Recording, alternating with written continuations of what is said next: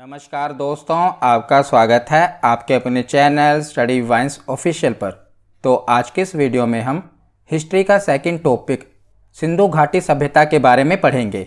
इससे पहले मैंने हिस्ट्री का फर्स्ट टॉपिक प्रागैतिहासिक काल को कवर कर दिया है, जिसमें मैंने आदि मानव से लेकर आधुनिक मानव तक का सफ़र कवर किया है। उसमें मैंने आपको बताया है कि आग का आविष्कार कब हुआ, पहिए का आविष्कार कब हुआ। वो वीडियो आपके लिए इम्पोर्टेंट है। अगर आपने वो वीडियो नहीं देखी तो प्लेलिस्ट में जाकर जरूर देख लेना।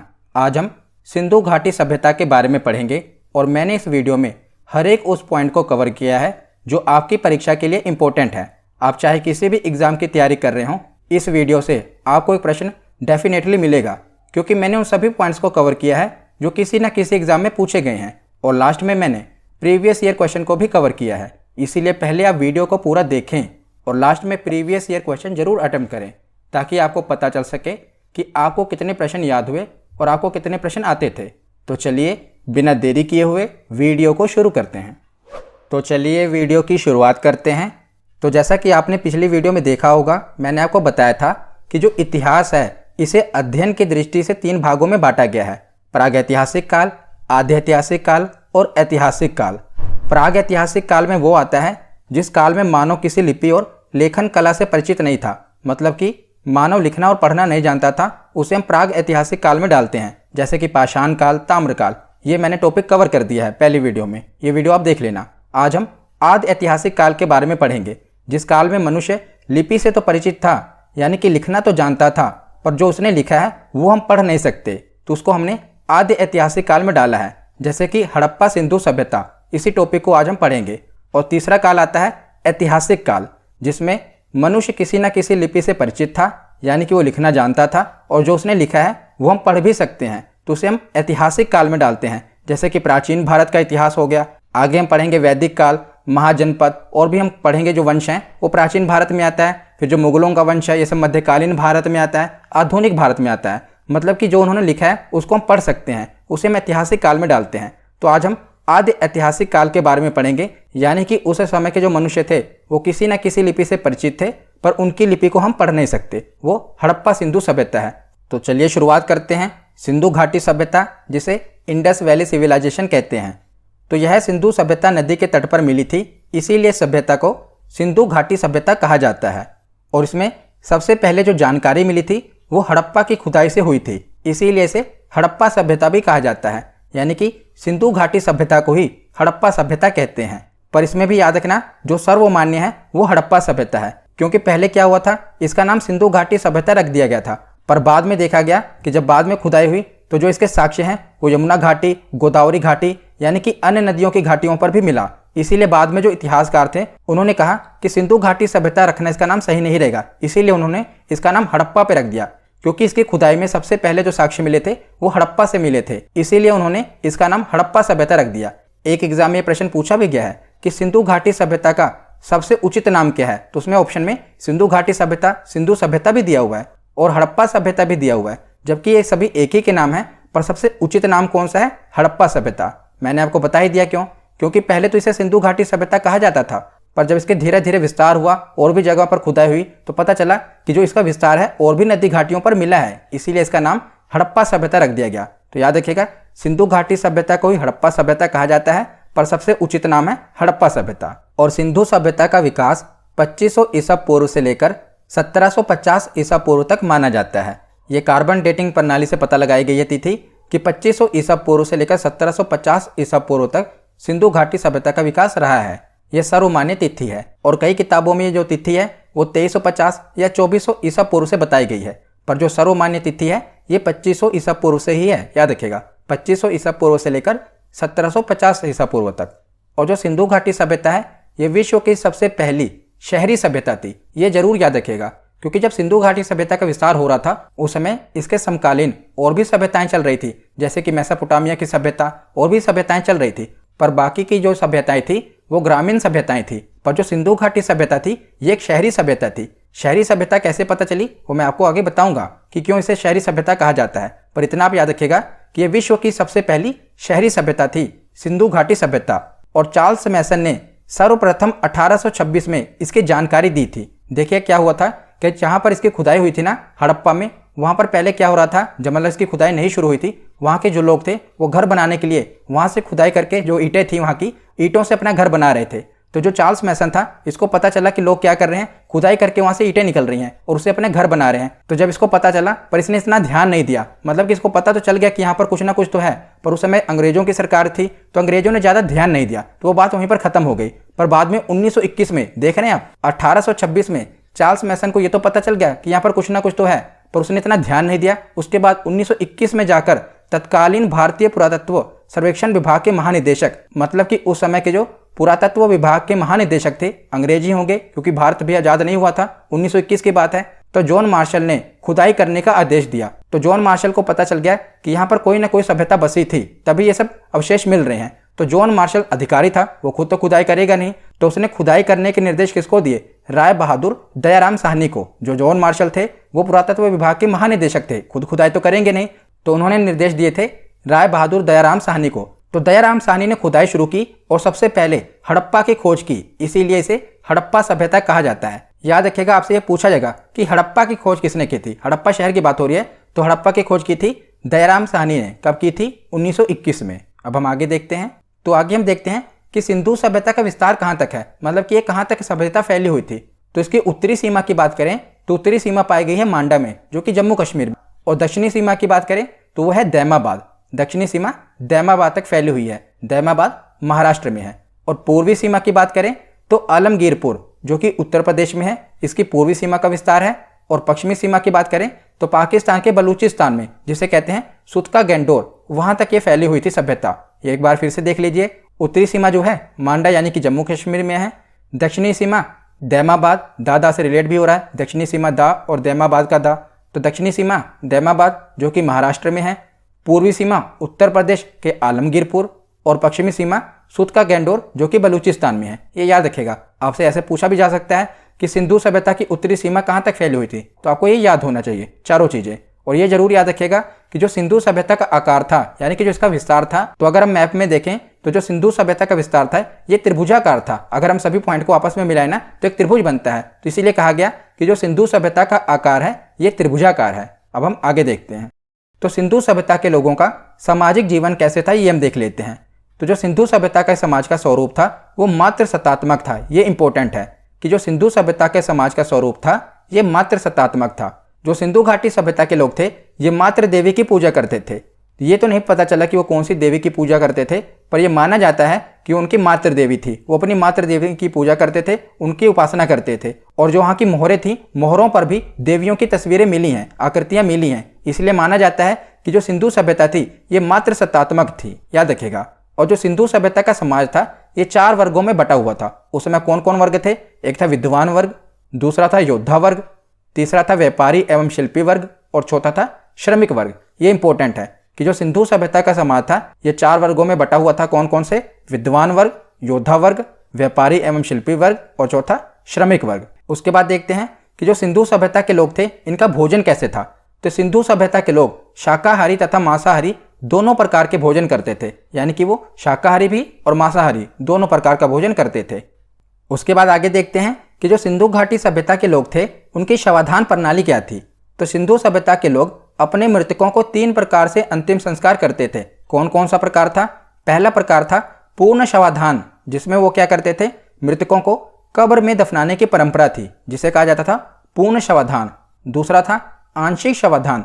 तो आंशिक शवाधान में मृतक के शरीर को जंगल में रख दिया जाता था, और जब पशु पक्षी उसके मांस को खा लेते थे तो उसके बाद जो उसकी बाकी की हड्डियां बचती थी उसे दफना दिया जाता था। इसको कहा जाता था आंशिक शवाधान। और तीसरा था दाह संस्कार, जिसमें मृतक को जलाने की परंपरा थी। तो ये कुछ इंपॉर्टेंट फैक्ट हैं जो मैंने अलग अलग किताबों से उठाए हैं, तो याद रखिएगा। जो उनकी शवाधान प्रणाली थी ये 3 प्रकार की थी, पूर्ण शवाधान, आंशिक शवाधान और दाह संस्कार। तो आगे हम देखते हैं, तो जो सिंधु घाटी सभ्यता थी उसे हम शहरी सभ्यता कहते हैं ना, तो उसका हम नगर नियोजन देख लेते हैं कि क्यों उसे शहरी सभ्यता कहा जाता है। तो सिंधु सभ्यता के नगर विश्व के प्राचीनतम सुनियोजित नगर हैं, और हड़प्पा और मोहनजोदड़ो में जो मकान बने थे उनका निर्माण पक्की ईंटों से किया गया था। ये जरूर याद रखेगा कि पक्की ईंटों का इस्तेमाल किया गया था। और सिंधु सभ्यता के जो मकान थे उनके जो दरवाजे होते थे वो मुख्य सड़कों पर ना खुलकर पीछे की ओर गलियों में खुलते थे। ये भी इंपॉर्टेंट है कि जो सिंधु सभ्यता के जो मकान जितने भी बने हुए थे ना, उनके जितने भी दरवाजे थे वो बाहर की ओर सड़क पे नहीं खुलते थे, बल्कि पीछे की ओर गलियों की ओर खुलते थे। और सिंधु सभ्यता में जो सर्वाधिक चौड़ी सड़क मिली है वो मोहनजोदड़ो में मिली है। तो कितनी इसकी चौड़ाई है? तो लगभग 10 मीटर इसकी चौड़ाई है। ये सड़क कहाँ पर मिली है?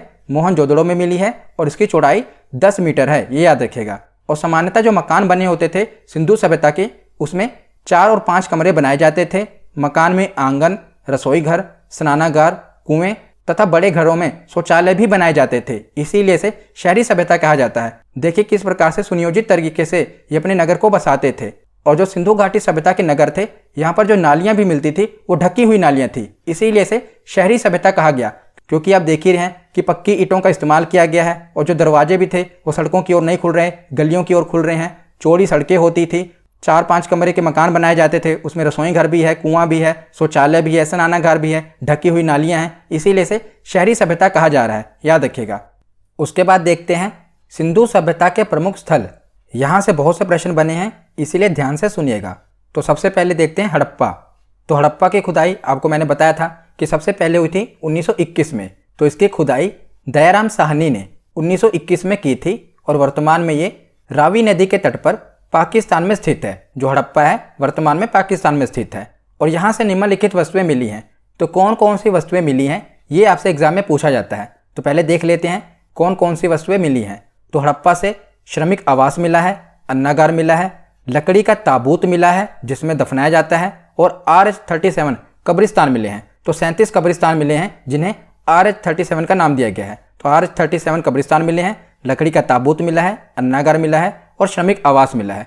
और भी कई चीज़ें मिली हैं पर वो आपके एग्जाम के लिए इतनी इंपॉर्टेंट नहीं है, क्योंकि ज़्यादा आप फैक्ट भी पढ़ेंगे तो आपको याद नहीं रहेगा जो आपके एग्जाम में पूछा गया है, इसीलिए मैंने पॉइंट टू पॉइंट वही कवर किया है। तो ये 4 चीज़ें आपको याद रखनी है जो कि हड़प्पा से मिली हैं।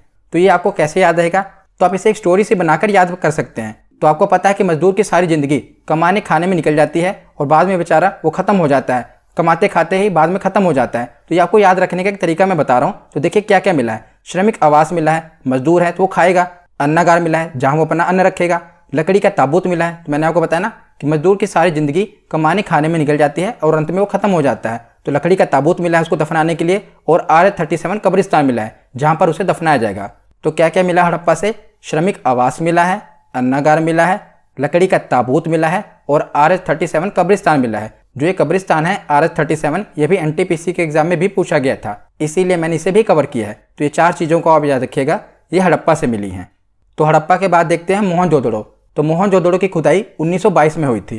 तो मोहनजोदड़ो सभ्यता का उत्खनन 1922 में राखल दास बनर्जी ने किया था और वर्तमान में ये कहाँ पर है?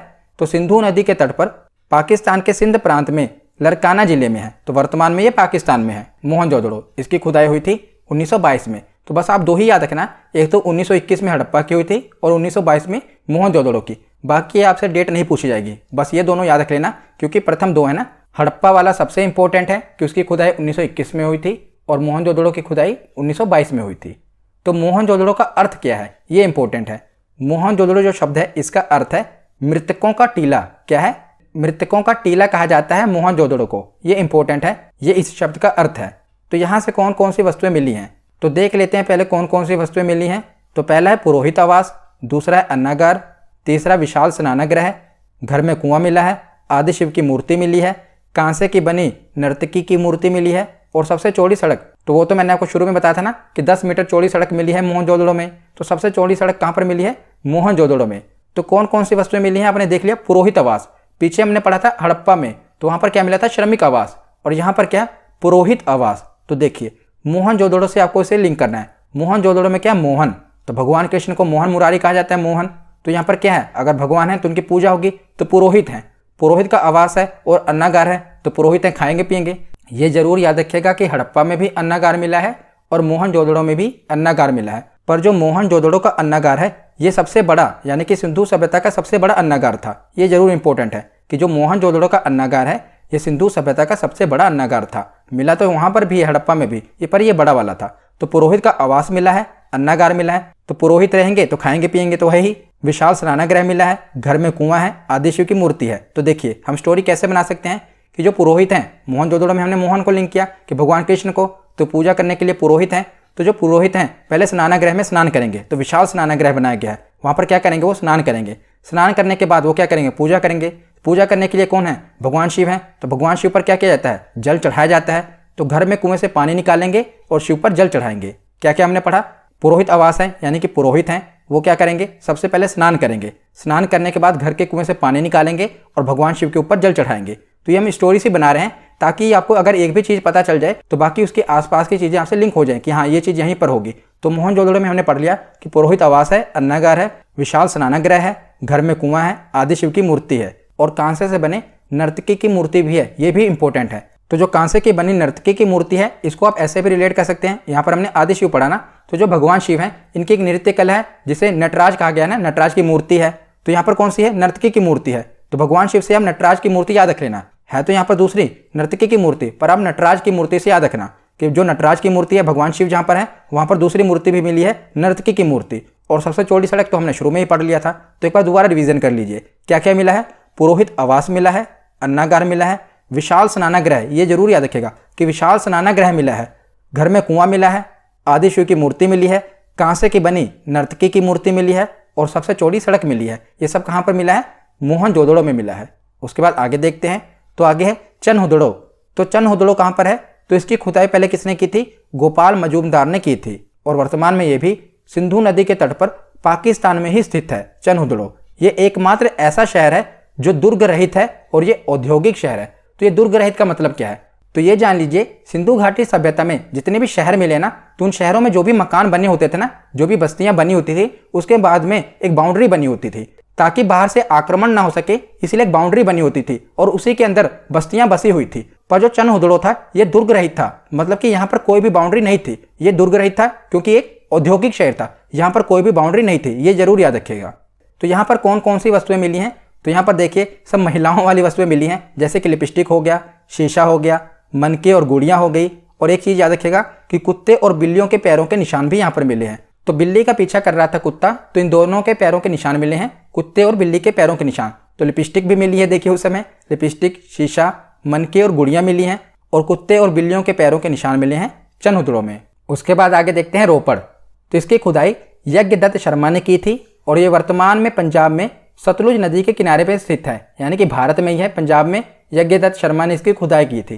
तो यहाँ से क्या मिला है, मानव के साथ कुत्ते को दफनाए जाने का प्रमाण मिला है। और प्रागैतिहासिक काल में भी मैंने आपको बताया था कि नवपाषाण काल में ऐसे ही शव मिला था बुरझोम में, वहाँ पर भी क्या मिला था कि मानव के साथ कुत्ते को दफनाया गया था। अगर आपने पिछली वीडियो देखी होगी तो आपको पता होगा। वैसे ही प्रमाण मिले हैं रोपड़ में, यहाँ पर भी मानव के साथ कुत्ते को दफनाए जाने के प्रमाण मिले हैं। तो जो कुत्ता होता है वो वफादार होता है, देखिए उसने कितनी वफादारी की, अंतिम समय में भी उसको अपने मालिक के साथ ही दफनाया गया है। तो ये देख करके तो कोई भी रो पड़े, क्योंकि इसकी वफादारी को देखकर तो कोई भी रो पड़े कि अंतिम समय में भी कि जो कुत्ता है उसको उसके मालिक के साथ दफनाया गया है। ये देख के कोई भी रो पड़ सकता है, इसीलिए रोपड़ में ये मिला है। तो ये आप लिंक कर सकते हैं कि ये देखकर कोई भी रो पड़े, ऐसी चीजें देख के कोई भी भावुक हो जाए, रो पड़े, तो ये कहाँ पर मिला है, रोपड़ में मिला है। यहाँ पर मानव के साथ कुत्ते को दफनाए जाने का प्रमाण मिला है, इससे आप रिलेट कर सकते हैं। ठीक है, तो क्या क्या हमने पढ़ा कि रोपड़ की जो खुदाई हुई थी यज्ञदत्त शर्मा ने की थी और यहाँ पर मानव के साथ कुत्ते को दफनाए जाने के प्रमाण मिले हैं। उसके बाद देखते हैं कालीबंगा। तो कालीबंगा का अर्थ क्या होता है, काली मिट्टी की चूड़ी, इसका अर्थ होता है कालीबंगा का। तो इसकी खुदाई बीके थापड़ तथा बीबी लाल ने की थी और वर्तमान में ये राजस्थान में घग्गर नदी के किनारे स्थित है कालीबंगा। और यहाँ पर कौन कौन सी वस्तुएं मिली हैं, तो यहाँ पर हल से जुते हुए खेत के निशान मिले हैं, अलंकृत ईंटें मिली हैं, हवन कुंड मिला है और चूड़ी मिली है। तो चूड़ी तो मिलेगी ही, क्योंकि कालीबंगा नाम से क्लियर है कि काली मिट्टी की चूड़ी। तो क्या क्या चीज़ें मिली हैं, हल से जुते हुए खेत के निशान, ये इंपॉर्टेंट है कि हल से जुते हुए खेत के निशान मिले हैं, अलंकृत ईंट मिली है, हवन कुंड मिले हैं और चूड़ी। ये चार चीज़ें आपको कालीबंगा से याद रखनी है। उसके बाद देखते हैं धोलावीरा। तो धोलावीरा की खुदाई रविंद्र सिंह बिष्ट ने की थी। तो धोलावीरा वर्तमान में गुजरात में है और यहाँ पर कौन कौन सी वस्तुएं मिली हैं, तो एक ही चीज़ आपको याद रखनी है, स्टेडियम। ये देख लीजिए, स्टेडियम मिला था उस जमाने में। धोलावीरा में क्या मिला था, स्टेडियम। उसके बाद देखते हैं सुरकोटदा। तो इसका उत्खनन जगपति जोशी ने करवाया था और वर्तमान में ये गुजरात में स्थित है सुरकोटदा। और यहाँ से क्या मिला है, तो घोड़े की हड्डियों के अवशेष मिले हैं सुरकोटदा से। जैसा कि आप देख रहे हैं ये वो अवशेष हैं जो कि सुरकोटदा से मिले हैं और ये घोड़े की हड्डियों के अवशेष हैं। तो इसे यही चीज़ पूछी जाती है, इसीलिए मैंने इसे कवर किया है। उसके बाद आगे देखते हैं लोथल। तो लोथल सभ्यता का उत्खनन SR राव ने भोगवा नदी के किनारे, जो कि वर्तमान में गुजरात के अहमदाबाद में है, यहाँ पर है ये लोथल, कहाँ पर, गुजरात में। तो यहाँ से क्या क्या मिला है, तो यहाँ से सिंधु सभ्यता का बंदरगाह यानी कि पोर्ट मिला है, क्योंकि उस समय के जो लोग थे वो व्यापार करते थे ना, तो वहाँ का बंदरगाह कौन सा था, प्रमुख बंदरगाह था। वैसे भी आप रिलेट कर सकते हैं, लोथल गुजरात में है और गुजरात जो है समुद्र के तट पर है, तो यहीं पर बंदरगाह था। और यहाँ के जो घर के दरवाजे होते थे वो सड़कों की ओर खुलते थे। हमने पीछे पढ़ा था कि जो सिंधु घाटी सभ्यता है वहाँ पर जो घर बने हैं उनके दरवाजे बाहर सड़कों पर नहीं खुलते, पीछे की ओर खुलते हैं, पर अकेला लोथल ऐसी जगह थी जहाँ के जो दरवाजे थे वो सड़कों की ओर खुलते थे। ये इंपॉर्टेंट है, याद रखिएगा। तो लोथल में सबसे ज़्यादा इंपॉर्टेंट क्या है कि यहाँ पर बंदरगाह मिला है। और बंदरगाह क्यों मिला है वो मैंने आपको समझा दिया, क्योंकि यहाँ पर व्यापार होता था और जो गुजरात है वो समुद्र के तट पर स्थित है, तो वहाँ पर एक बंदरगाह बना था। अब हम आगे देखते हैं। तो आगे अब हम जो सिंधु घाटी सभ्यता के अन्य महत्वपूर्ण तथ्य हैं वो देख लेते हैं। तो जितने भी तथ्य हैं मैंने वन लाइनर में कवर कर दिए हैं, क्योंकि ये किसी न किसी एग्जाम में पूछे गए हैं। तो जो सिंधु घाटी सभ्यता है इसे हड़प्पा सभ्यता भी कहा जाता है, सैंधव सभ्यता भी कहा जाता है और कांस्य युगीन सभ्यता भी कहा जाता है, क्योंकि इस समय कांसे की खोज हुई थी, कांसे का पता चला था, इसीलिए से कांस्य युगीन सभ्यता कहा जाता है। और सिंधु घाटी सभ्यता की जो लिपि है ये भाव चित्रात्मक लिपि है, यानी कि भाव चित्रात्मक लिपि है जिसे हम अभी तक पढ़ नहीं पाए, और ये दाएं से बाएं ओर लिखी जाती है और अभी तक ये पढ़ी नहीं जा सकी। तो कौन सी लिपि है, भाव चित्रात्मक लिपि है। उसके बाद है कि जो सैंधववासी हैं यानी कि सिंधु सभ्यता के लोग हैं, ये विश्व में कपास के प्रथम उत्पादक थे, तो सबसे ज्यादा कपास उगाते थे। इसीलिए यूनानियों ने जो कपास का नाम रखा था ये सिंडोन रख दिया था। सिंडोन का मतलब क्या होता है, सैंधववासियों की उपज, यानी कि सिंधु सभ्यता के लोगों की उपज। तो कपास में नंबर 1 पर थे सैंधववासी। और सिंधु सभ्यता के लोग कृषि भी करते थे, पशुपालन भी करते थे, परंतु जो उनका मुख्य व्यवसाय था ये व्यापार था। ये याद रखेगा कि उनका मुख्य व्यवसाय व्यापार था। और सिंधु घाटी सभ्यता के लोग माप तोल से भी परिचित थे, तो व्यापार करते थे तो माप तोल से तो परिचित होंगे ही, तो ये चीजें आपको याद रखनी है। उसके बाद आगे देखते हैं कि सिंधु सभ्यता के लोग लोहे से परिचित नहीं थे। ये कई बार पूछा गया है कि सिंधु सभ्यता के लोग किस धातु से परिचित नहीं थे, तो वो लोहे से परिचित नहीं थे। ऑप्शन में लोहा ही दिया होता है, याद रखेगा, क्योंकि किससे परिचित नहीं थे, तो लोहे से परिचित नहीं थे। और हड़प्पा में मिट्टी के बर्तनों में सामान्यतः लाल रंग का उपयोग होता था, तो उस समय जो मिट्टी के बर्तन थे उसमें मुख्यतः लाल रंग का उपयोग किया जाता था। और हड़प्पा सभ्यता की जो मोहरें होती थी उनमें जो जानवरों के चित्र मिले हैं उसमें शेर के चित्र नहीं मिले। तो ये एग्जाम में जब भी आपसे पूछा जाएगा तो ज़्यादातर ऑप्शन में शेर दिया होता है कि शेर के जो चित्र हैं उस समय नहीं मिले हैं। कब, हड़प्पा सभ्यता के समय जो मोहरें थी ना उसमें शेर के चित्र नहीं मिले हैं। और हड़प्पा सभ्यता की मोहरों में सेल खड़ी का इस्तेमाल किया गया है। मुख्य रूप से जो सेल खड़ी होता है ये एक बेशकीमती पत्थर यानी कि रत्न होता है, उसका इस्तेमाल किया गया था हड़प्पा सभ्यता के समय में मोहरों में। तो यहाँ पर हमारा थ्योरी सेक्शन कंप्लीट होता है। अब हम प्रीवियस ईयर क्वेश्चन देखते हैं। तो पहला प्रश्न है कि हड़प्पा सभ्यता का सर्वाधिक मान्यता प्राप्त काल कौन सा है। तो सर्वाधिक मान्यता प्राप्त काल है ऑप्शन बी 2500 ईसा पूर्व से लेकर 1750 ईसा पूर्व। अगला प्रश्न है कि निम्नलिखित में से किस पदार्थ का उपयोग हड़प्पा काल की मोहरों का निर्माण करने के लिए किया गया था। तो किस पदार्थ का उपयोग किया गया था, ऑप्शन ए सेल खड़ी का उपयोग किया गया था। अगला प्रश्न है कि सिंधु घाटी सभ्यता के लोगों का मुख्य व्यवसाय क्या था। तो सिंधु घाटी सभ्यता के लोगों का मुख्य व्यवसाय था व्यापार, ऑप्शन ए इसका सही जवाब होगा। अगला प्रश्न है कि हड़प्पा सभ्यता किस युग की थी। तो हड़प्पा सभ्यता को कांस्य युगीन सभ्यता भी कहा जाता है, तो ऑप्शन ए इसका सही जवाब होगा। अगला प्रश्न है कि सिंधु घाटी की सभ्यता कहाँ तक विस्तृत थी। तो इसका सही जवाब होगा ऑप्शन डी, पंजाब, राजस्थान, गुजरात, उत्तर प्रदेश, हरियाणा, सिंध और बलूचिस्तान, इन सभी जगहों पर सिंधु घाटी सभ्यता फैली हुई थी, तो ऑप्शन डी इसका सही जवाब होगा। अगला प्रश्न है कि हड़प्पा सभ्यता के निवासी थे, तो कैसे निवासी थे, तो शहरी निवासी थे, ऑप्शन बी इसका सही जवाब होगा। अगला प्रश्न है कि सिंधु सभ्यता के घर किससे बनाए जाते थे। तो सिंधु सभ्यता के घर ईंटों से बने हुए थे, ऑप्शन ए इसका सही जवाब होगा। अगला प्रश्न है कि हड़प्पा वासी किस वस्तु के उत्पादन में सर्वप्रथम थे। तो मैंने आपको बताया था किस वस्तु के उत्पादन में सर्वप्रथम थे, तो ऑप्शन सी इसका सही जवाब होगा, कपास। इसीलिए यूनानी इसको सिंडन कहते थे, यानी कि सैंधववासियों की उपज। अगला प्रश्न है कि निम्नलिखित विद्वानों में से हड़प्पा सभ्यता का सर्वप्रथम खोजकर्ता कौन था। तो इसका सही जवाब क्या होगा, option D Dayaram Sahni. John Marshall नहीं आएगा, हड़प्पा सभ्यता पूछा है तो ऑप्शन डी दयाराम साहनी इसका सही जवाब होगा। ऑप्शन डी दयाराम साहनी इसका सही जवाब होगा कि हड़प्पा सभ्यता का सर्वप्रथम खोजकर्ता कौन थे, दयाराम साहनी। अगला प्रश्न है कि हड़प्पा कालीन समाज किन वर्गों में विभक्त था। तो हड़प्पा कालीन समाज किन वर्गों में विभक्त था? तो इसका सही जवाब है ऑप्शन बी, विद्वान, योद्धा, व्यापारी और श्रमिक। अगला प्रश्न है कि सिंधु सभ्यता का सर्वाधिक उपयुक्त नाम क्या है? तो बताइए सर्वाधिक उपयुक्त नाम क्या है? तो मैंने आपको बताया था ना कि इसका सर्वाधिक उपयुक्त नाम है हड़प्पा सभ्यता। ऑप्शन ए इसका सही जवाब होगा।